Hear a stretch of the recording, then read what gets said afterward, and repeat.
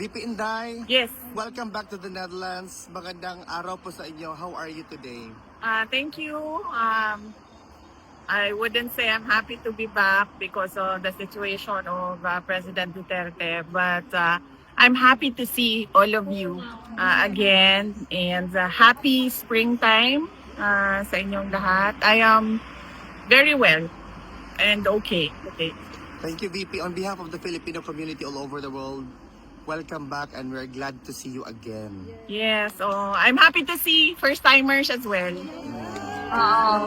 And first timers in the Netherlands, ma'am, no? Yes. So, We were here actually last year. Oh. We bring some cakes. Oo. Birthday si tatay. salamat. And I think malaki din yung celebration nitong nakaraang March 28 para kay President Duterte. So nagpapasalamat din ako sa mga Filipinos overseas na pumunta dito sa Hague noong March 28 para mag-celebrate dito sa Duterte Street and mag-celebrate din dun sa Malidel Park. So thank you sa inyo. VP Inday, how was your visit with PRRD after a while, ma'am, of not seeing him? Okay lang naman. He looks well. He looks healthy. And wala naman siyang mga problema. I suggested na magpa-physiotherapy siya. But he refused na mag-physiotherapy. So, we'll see tomorrow kung makumbinsin natin siya na magpa-physiotherapy in lieu of his supposed dapat everyday exercise. Yes. VP, what is your initial reaction when the jurisdiction was established, decided by the appeals chamber, ma'am? Well, I accepted it as it is.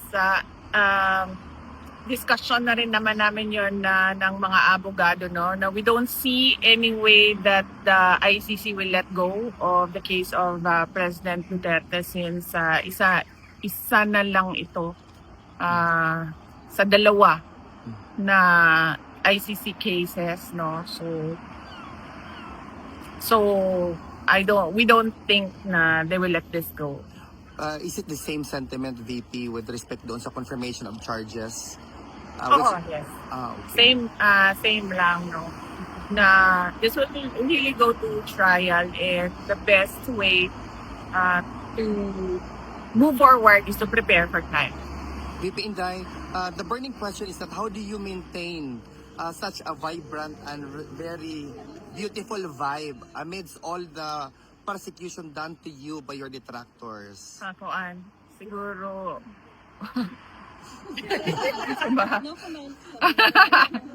no, I've always been like this. Yes. Even before I was vice president, and hanggang naging vice president ako, and I don't see na magbabago yung disposition ko because of a few problems here and there. Sabi ko nga lagi, 'di ba, noon na parang tipong ang pinaka problema lang ng isang tao is magkasakit or mamatay, because death is the ending, and then disease or sickness is going towards the ending.